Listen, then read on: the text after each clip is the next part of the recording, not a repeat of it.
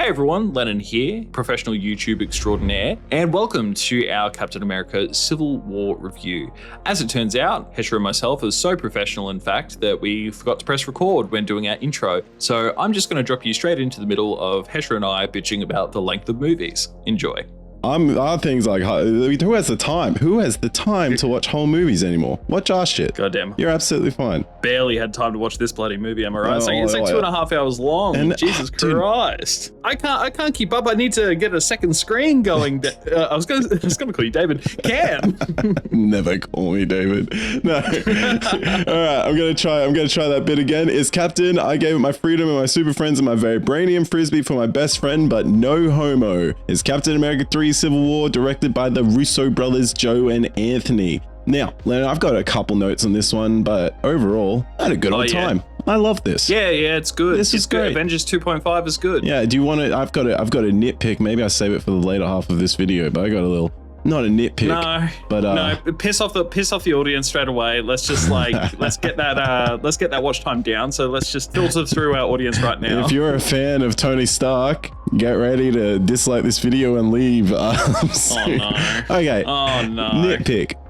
Talking from a storytelling lens, why is Spider-Man on Team Iron Man? You raise a very interesting question, because I did have a note about this, because there's a scene where he obviously goes to, recruit Peter Parker, and there's this line that he has where it's all about like, oh, when you have powers that I have and then the bad things happen, it's because of you. And I'm thinking that's more aligned with like Cap's ideologies than Tony's ideologies. Yes. So like what's going on here? Can I actually add to your grievances for Tony? Add away. I'm just excited we're getting along and agreeing. Yeah, it's nice for a change, isn't it? It's such a weird personal moment for Tony to be showcasing to an audience of strangers at MIT. It's just like, I've got the same note. Dude, I've got the same note. Why? Why? It's very clear that this is just for the story. There is no fucking way you'd be airing this like personal moment out to a bunch of strangers. Dude, even if it was fucking Iron Man, if someone came to my uni and played this family drama out, I would be cackling. Like, there's no way. Like, what a fucking loser. Yeah, even if it's the coolest dude in the world, I'd be like, well, that guy was lame in real life. Oh, dude, no wonder why him and Pepper broke up. Yeah. He's a fucking loser. It's cringe shit, He's down, she's up. Yeah, imagine her seeing that on the news. She's like, fuck, oh, what a loser. I avoided that. All right, I 100% agree with that take. Spider-Man on Team Iron Man. Okay, aside from his speech aligning with Cap, just I think his values align with Cap, because Cap's whole thing is, I don't want to sign my identity away to like a government, and like Spider-Man literally has a secret identity. Like, he has a secret identity. Also, yeah, I didn't think of that. Dude, Iron Man gives Steve shit for harboring Scarlet Witch, saying like she's a kid. Peter Parker's younger than Scarlet Witch. Yeah, well, according to Tony, she's a weapon of mass destruction, not a kid. So dude, like imagine the future we could have got if Spidey was tutored by Cap rather than Iron Man. Oh my god, can you imagine? Well, like, that'd be so cool, dude. It gives him more vigilante vibes because Cap's on the run, so it sort of justifies why, like, in his own movies, the Daily Bugle might have a hatred for Spidey. Cap would teach him how to fight. They're both enhanced. Cap would teach him how to fight instead of Peter turning into, Iron Boy Jr. And another one, I think this is a big one, I'm probably going to start unpacking this now that we're going to get Spider-Man movies, but all of Spider-Man's villains probably wouldn't just be people that have beef with Tony Stark. Yeah, that's true. And I also feel like a big criticism of those movies is that, or mainly Homecoming, is that Tony Stark is an irresponsible father figure for Peter Parker. But maybe if he had gone down the route of aligning with Cap instead of Tony, it wouldn't seem hypocritical or a bit like back and forth with Tony's, I guess, motives. But either way, that's a future movie. So I guess let's get back on track with this one. Yeah. Okay, so what about, I take it you're not Team Tony? Because I remember when this was announced and there's so much marketing leading up to it. It's like, are you Team Cap or Team Tony? I think this movie does a really good job at fleshing out both sides and making you see both perspectives and going like, you know what, I'm just rooting for them both. Even though this movie could have been like a 5v5 Marvel Rivals match in a empty airport, which I'm still a bit confused as to why it happened there. But anyway, they had to stop him from getting on the plane. It's because wait, fighting at the airport because your boyfriend did some bad things on holiday. But like, that's basically what it is.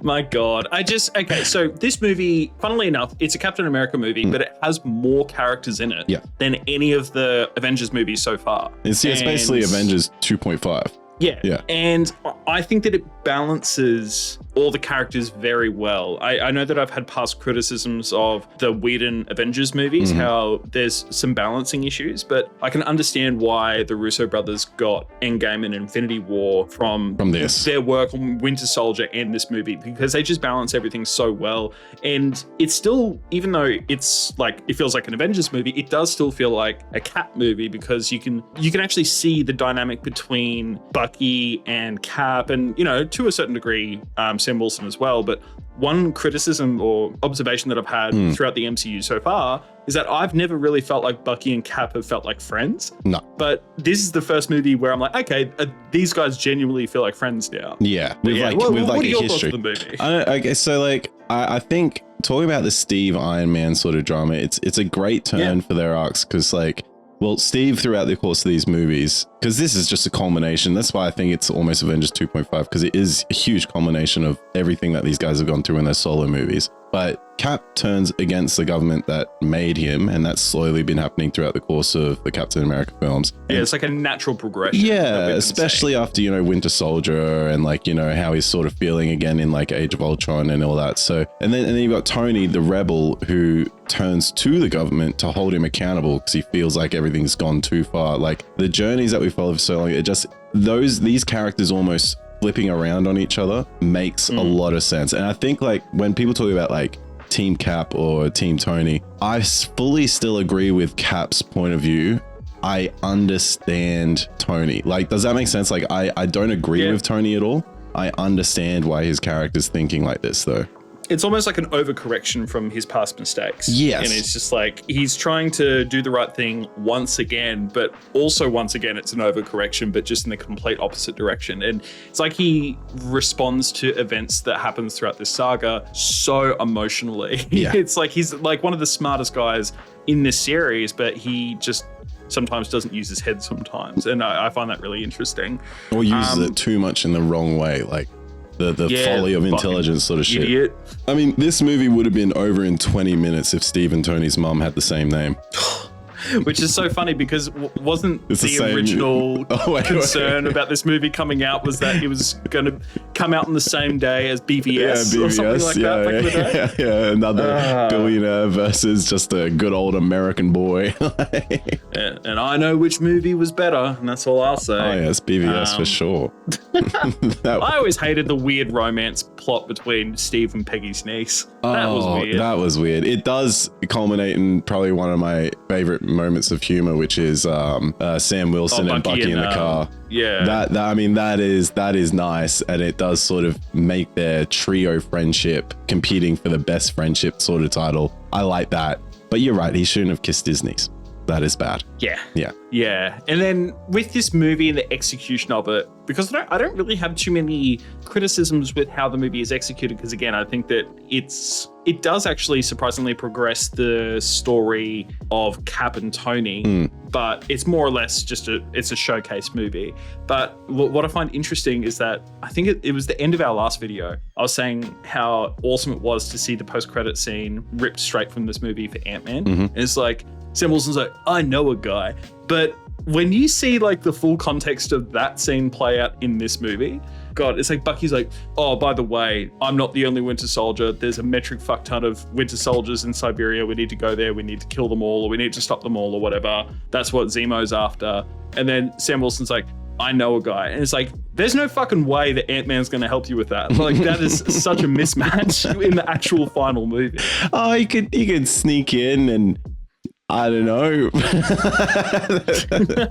But thank God, talking about Ant-Man for a second, I think Ant-Man, the MVP of the airport fight, to be honest. So good. Yeah. So fucking good. And man, the Russo brothers did such a good job at showcasing everyone's their personality traits and abilities in this movie, where it didn't feel out of place. Everyone felt like they got their punches in and no one was wasted. Everyone sort of counters really another person or like da-da-da. Like I got it like when I say like Ant-Man being like the MVP, like, well, I mean, outside of just personality, like him getting flustered when he meets Cap, that's pretty sick. But like the actual fighting stuff, like I think it's, I've got written here, Avengers number 223 in 1982, they recreate a comic cover, him and Hawkeye, and that turns into firing Ant-Man into Tony's suit.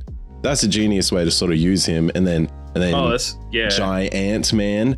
Oh, that stuff's, our boy deserves his orange slices. That he did so good in this. He's almost like like, you remember our impressions of him from the last movie? He's like the sort of drop kick, sort of little guy, He's holding off like half a team of Avengers by himself for a while in this movie. Yeah, it's pretty impressive. And I think that they used a seemingly insignificant and just a stupid character just so well. Yeah. And it's like, okay, that actually makes sense. I'm actually really curious. We talked about Spider-Man a little bit before, but it was more through the lens of Tony. So I'm just curious to hear your thoughts of the introduction of Tom Holland's Spider-Man just as a whole in this movie. I think this is some of the best, and it could just be recency bias, but I think this is some of the best like comic book sort of Spidey stuff we've got in the MCU. Maybe it's because this used just a little. Same note. Yeah, like this is great. And like being a fan of the comics for so long, and obviously it was impossible because of technology at the time, but I can't tell you how excited I am that we have like emotive eyes, and they've come with like a real reason as to how that would exist. Because, you know, in comics, like they draw like Spider-Man's eyes will be squinty when he's suspicious or large when he's shocked. Like you couldn't get that with the previous Maguire and Hot Boy. What's Garfield?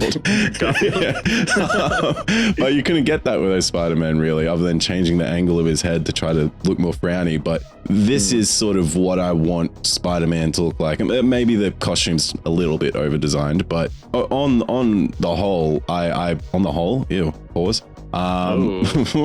This is what I want to see from Spider-Man. And you know, I've always been a fan of, you know, web shooters as opposed to organic webs. So I do like that, you know, he's like a little weird tech guy. He goes dumpster diving and, you know, he's been caught on YouTube videos and stuff, and he's sort of like hanging around New York. That's the Spider-Man I like. This is like the step before, obviously, Iron Boy Jr. or whatever the fuck. Yeah. I'm wondering if we are enjoying Spider-Man's portrayal in this movie so much because he's used just the right amount. Yeah. I think. And he's quippy.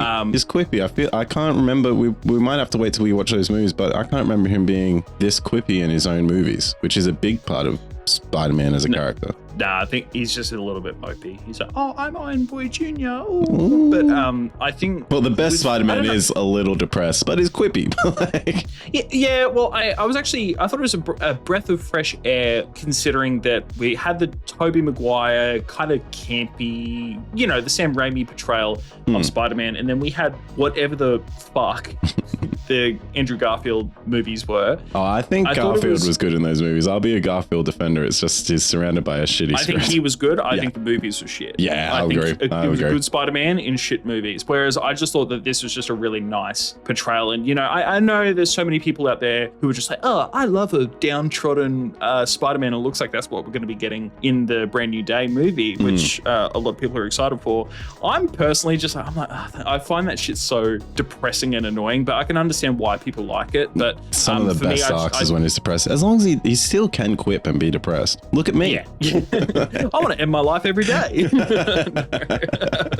No, but okay, so Spider-Man wasn't the only character introduced in this movie. No, I did want to move on to talking about T'Challa. Black Is that where you're going? Yes. Oh, thank God. Oh my God. Can I say it? So good. Off the rip, this is my favorite Black Panther suit. I know it's meant to be techie, but I never, as much as they are good movies, well, one good movie, I don't like the vibranium techie sort of thing where it's like sort of... I don't like that colorful electro pulse effect or whatever, like that purple or God, what's Michael B. Jordan's character's name? Killmonger's suit, how he had like the orange CGI kind of effect. Like we'll talk about that when we get there, but like we'll get there. But I 100% agree. And honestly, kind of like Spider-Man, I almost think that this is almost my favorite Black Panther portrayal. This is this suit just feels regal and with like a culture behind it. Like there's the patterns, and it also I get they're going for a streamlined design in the subsequent movies, but I like Black Panther to feel a bit stocky. Like he looks stocky in this.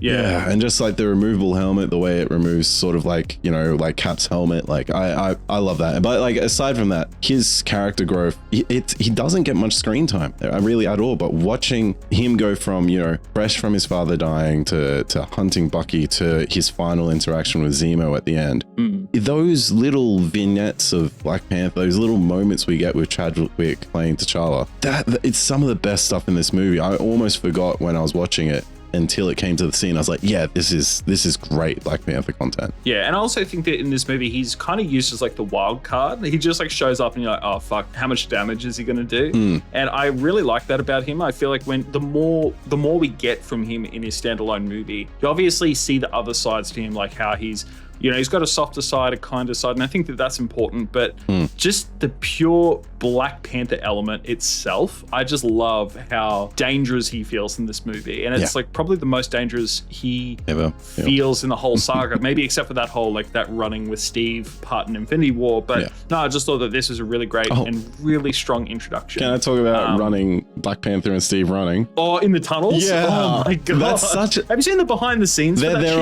on those magic carpets, the moving magic carpet things. They're so, I would so fucking good. die. Yeah, I mean, like, I think as I was watching this, one, that's such a fun scene. Watching them go from the building, Bucky has like an escape plan. It makes sense. He's always on the run.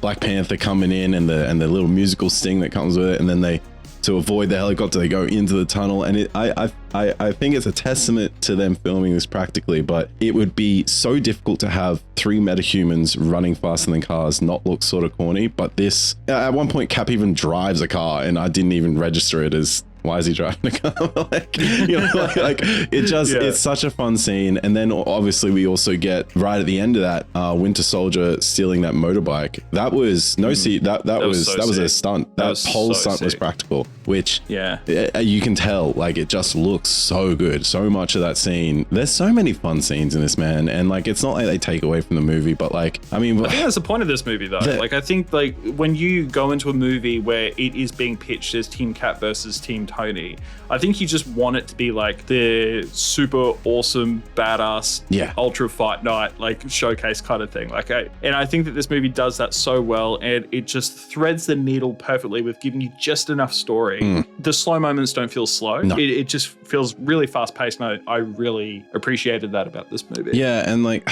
I mean, the airport fight, as a comic fan, this is the sort of stuff you read in comic crossovers all the time, is big superhero fights or big like villain teams versus hero teams. This made me want to make a hologram in my pants in my hand. Like, just so good. It was so good. And like, I know we've talked about it before, but there's so many like little hot moments between all the characters. I know this isn't specifically the airport fight, but this is the first movie where I felt that Falcon isn't just a guy with wings. Like, he actually felt capable. Like, he's got the wing shield and the little missiles in the start, and he's got Red Wing. He takes out Iron Man in that airport fight by just sort of pumping Red Wing into his head. Like, there's I don't know. And even Rhodey having like a slightly different thing with that little battering ram thing that he goes up against Cap. It's just such a fun scene. And it technically does take you away from the plot, like, because all that's trying to happen is they're just trying to get on that ship, to steal a ship to fly out to wherever. None of this feels, as you said, a divergent away from what's actually going on. God. Yeah, I would say as well, what I found interesting is that I actually think that this is probably my favorite depiction of Black Widow so far. I don't really feel like have, she hasn't been sidelined. Yeah.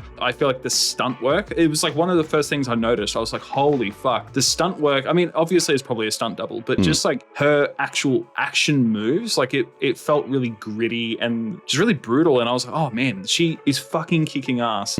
Like kicking everyone's ass, and it's like super believable. It's not overly acrobatic or unnecessarily flary. She's just kicking everyone's ass. But then she also has like really great moments where she shows up to Peggy's funeral, and it's just because she wants to show up for Steve. By the way, a good friend. I would not be a comic nerd without mentioning Peggy's funeral. Actually, because no, nothing like that. Just Sharon's speech about planting yourself by the river of truth. That's one of Cap's most famous lines from the comics, and part of me is sad that it didn't come from Cap's mouth, but a lot of me is happy that I feel like that influenced exactly what he does for the rest of this movie. Oh, it absolutely does. Yeah. I'm pretty sure I could be wrong, but I feel like he actually echoes that line later on in the movie at some point.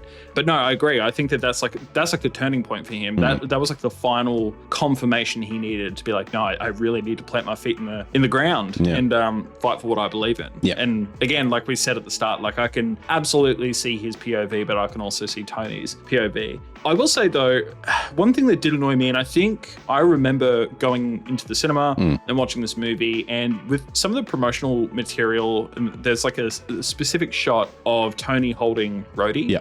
And it led everyone to believe that Rhodey was going to die. And I remember everyone, at least, my friend circle, we all thought, finally, someone's going to die. Like there's going to be actual stakes and it's going to be an existing Avenger, even though I'd argue that Rhodey is like a bit of a B character in these movies. But I'm a little bit disappointed that they chickened out and they didn't kill him off. I feel like it would have added more weight to everything that happened if there were some consequences where someone died. Yeah, I mean, well, being paralyzed is a consequence, but I agree with you. For anyone differently able to just bloody walking off, buddy. Like, I will say, okay, something I did really enjoy is how the fall was done so well. Like Vision, the only time Vision's ever, by the way, side note, love Vision's casual fits in this. Big Uncle Dad vibes. My God, they got that shit down pat.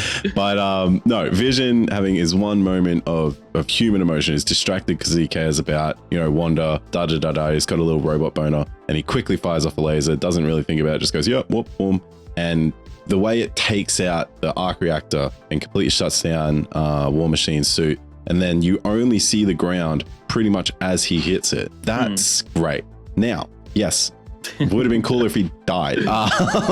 Because what does he really do in the rest of these movies? Well, that's what I mean. I think, and to be fair, I haven't seen, what was it, Secret War, where he was supposedly, spoiler, a Skrull or something like that. But I feel like outside of that and outside of like, standing up to General Ross in a hologram form down the track or something like that, I don't know. I just feel like he's just kind of wasted or sidelined. And, it's a shame because I'd love to see more of him. Like if you're going to keep him in here and, you can just use the logic or the excuse, the movie magic of, oh, Tony just built him a suit where he could just fly around and he's actually fine again kind of thing. And I feel like they didn't really do that prominently, or at least enough to make keeping him around feel worth it. I know that sounds horrible to say, but it's just, we haven't talked about one big part of this movie. I was just about to ask, is it someone called Zemo? Oh no, I was going to wrap that in this, but we haven't talked about the big personal battle at the end between Tony, Bucky, and Steve. Let's dive right into that. Let's dive right in.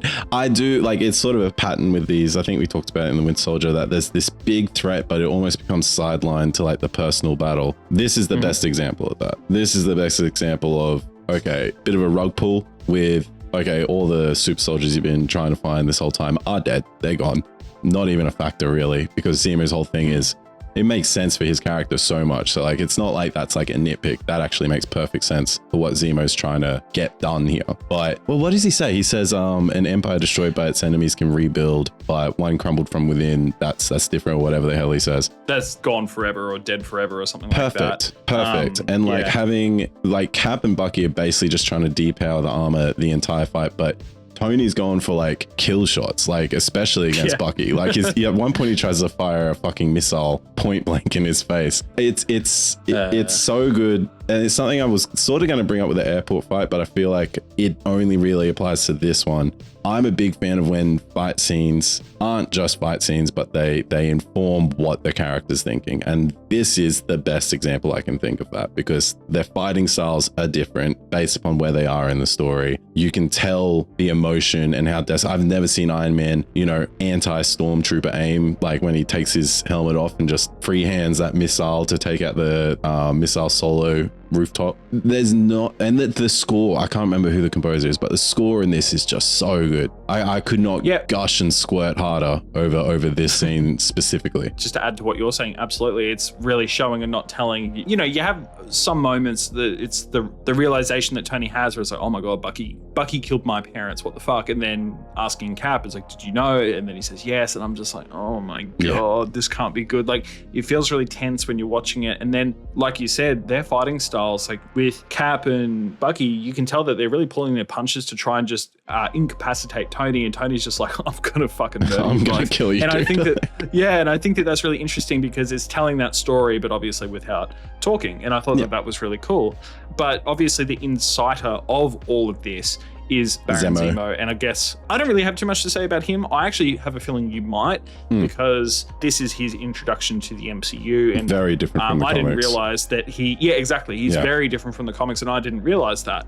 But what we got, just as a movie viewer and someone who has basically just watched the movies, I thought it was a really great background thread where it's like you're focusing on the Cap versus Tony, but he is the one like lining up all the dominoes in the background. And I thought that was really, really well done. And for a little while there, you're just kind of like, what's this guy's deal? Like, he's just kind of like in all these random locations and, hunting down Hydra special agents or whatever, and you're just like, what's this guy's deal? And then you find out that he's specifically targeting Bucky so that way he can villainize him to the public, and he ultimately wants to kill the Avengers. And also, I believe in the comics, his whole shtick is that he doesn't want any more super soldiers. I mean, in the comics, he's a super Nazi. He's basically like Red Skull in the modern age, pretty much. Very different departure from the comics. He's also got a purple little ski mask on all the time, which does make an appearance in, Falcon and the Winter Soldier, but whatever.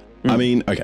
I've prattled on in these videos about how much I love comic book accuracy. I think when a character is just services this plot so well, it'd be really unfair for me to be like, oh yeah, Zemo, the character. Yeah, like, I don't care too much. Like, he has some good storylines, but this is great. Got a great moment at the end with Black Panther, which I think redeems the whole thing. I don't even care about comic book accuracy when the character services a movie this good. Do you know what I mean? Like it's fine. I don't care about Zemo. I don't pick up a Zemo comic every week. Like, I don't really care if it's done this well. And he's one of my favorite villains we've had so far. He's one of Marvel's most sympathetic villains. I remember at the time, a lot of people gave it criticism because they're like, well, his plan had to work perfectly for everything to fall into place. To be honest, dude, I think he's just an opportunist, because like I was watching that with that criticism in mind, thinking like, I wonder how many of these moving parts and people's reactions and meetings he wasn't there for. I mean, his whole plan didn't really rest on the Accords coming into place. Like, that didn't really factor in. He was just trying to pin this all on Bucky. And you do see him fail at a part of his plan when he drowns that Hydra agent. He was trying to find out more stuff about that mission that happened when Tony's parents died.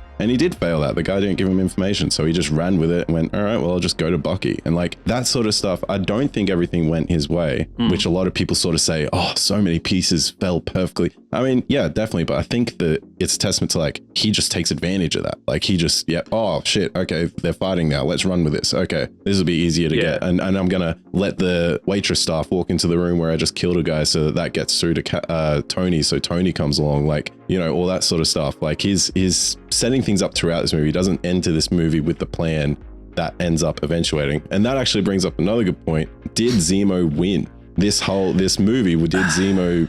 I would make the argument he totally did. The Avengers are disbanded until the end of Endgame, pretty much. I would say he won like 80% of the way. Yeah. But unless it's like 100% victory, I don't think it's a win for me. And it's only just because he almost achieves complete separation. But if it weren't for Steve just trying to be a good guy and reaching out with the letter and the cell phone at the end, trying to just extend the olive branch. Well, remember, none of this was personal to Steve. Like, the only one that's being a pussy about it is Tony.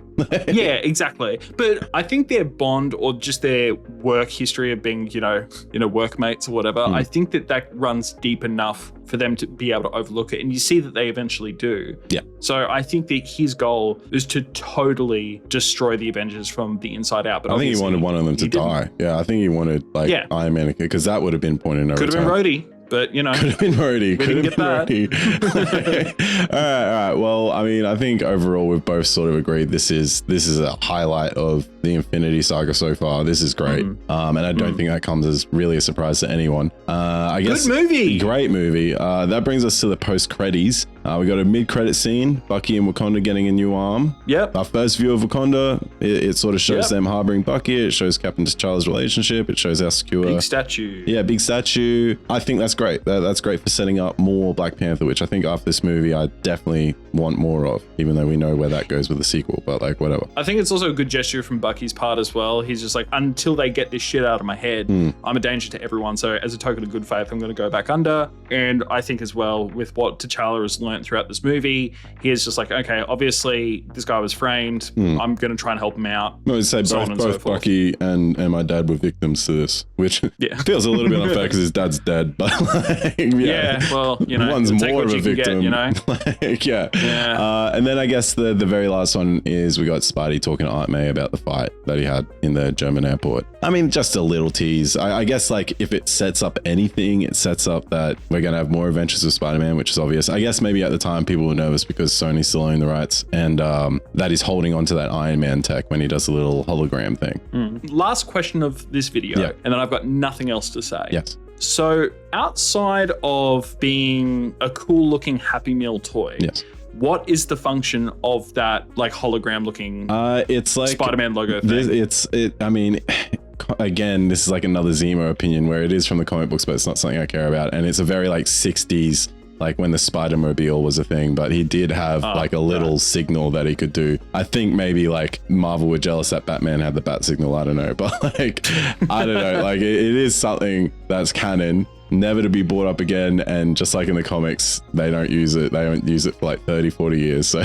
like, we should do like a top 10 list of just the most useless tech in the MCU. This is on there. Like I always found the fact that Spidey canonically has a spider buggy, Spider-Mobile stupid. It climbs up walls. He can do that already. And he can swing. I think when I was a kid, I had like a Spider-Man motorcycle toy or something like that. And it's like, why does he have a motorcycle? It is cool. It's cool. He does a little flip that Winter Soldier did every single time. Yeah. And last note that I have is we got a honest to God Civil War issue 7 Covenant recreation when Cap and awesome. That's great. Anyway, stick around next episode because enough of that shit. Stick around for the next episode because me and Lennon are gonna drop a bunch of acid and watch Doctor Strange. Oh, spooky. Spooky.